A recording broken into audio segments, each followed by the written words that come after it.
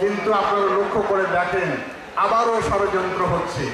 একটি সুষ্ঠু অবাধ নির্বাচনের পথে বাধা হয়ে দাঁড়িয়েছে কিছু কিছু রাজনৈতিক কর্মকাণ্ড দল, যারা নতুন জিনিস দিচ্ছে, আমাদের সামনে সবক দিচ্ছে যে পিআর পদ্ধতিতে ভোট হতে হবে। আমি বলতে চাই আমাদের অঞ্চলের মানুষ পিআর সম্পর্কে জানে না। পিআর হলো ওই পদ্ধতি যে পদ্ধতিতে কোনো প্রার্থী থাকবে না। জনগণ ভোটাররা ব্যক্তিকে দেখতে চায়, তার যোগ্যতাকে বিচার করতে চায়, তার ক্ষমতাকে দেখতে চায়, তার সততাকে দেখতে চায়, মানুষকে কতটুকু ভালোবাসে সেটা যাচাই বাছাই করে না তার ভোট প্রয়োগ করবে। আপনারা কালীগঞ্জ আজিতমারির লোক ভোট দিবেন আর এমপি হয়ে আসবে গাজীপুর থেকে, এটা কি আমরা মানতে পারি? মানতে পারি না, কারণ তার কোনো দায়বদ্ধতা থাকবে না, সে জবাবদিহিতার মধ্যে থাকবে না। আমি আশা করি যে ষড়যন্ত্রের মধ্যে বাংলাদেশকে আবার ঠেলে দেওয়া হচ্ছে, আমরা করি সকল ষড়যন্ত্রের বেলাজাল ছিন্ন করে আগামী দিনে একটা অবাধ, নিরপেক্ষ, শান্তিপূর্ণ, গ্রহণযোগ্য নির্বাচন বাংলাদেশে অনুষ্ঠিত হোক। সেই নির্বাচনে বাংলাদেশের মানুষ যাকে নির্বাচিত করবে সেই রাষ্ট্র ক্ষমতা পরিচালনা করবে। প্রিয়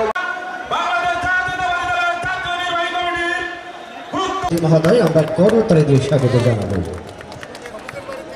বিশেষ অতিথি মণ্ডলী, আমরা করতালি দেই, সবাই করতালি দেই। এই ইভেন্টে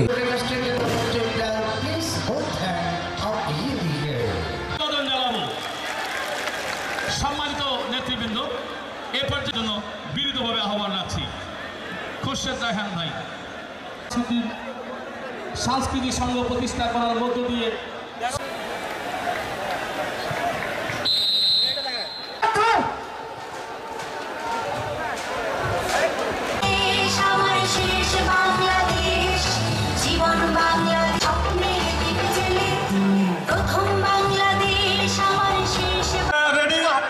তুমি দলীয় সঙ্গীত বাজানোর প্রস্তুতি।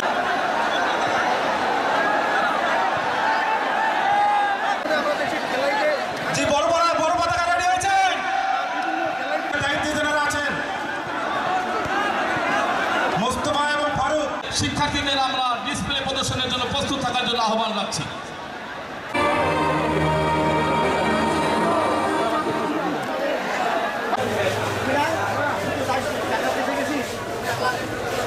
আকর্ষণ করছি অতি দ্রুত প্যাভিলিয়নে যে স্টাডি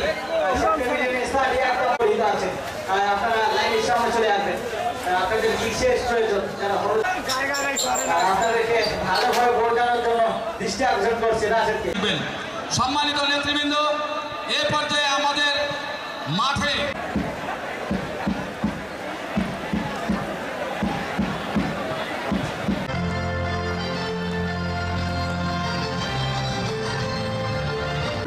ফুটবল টুর্নামেন্টের ফাইনাল খেলা। এই ফাইনাল খেলায়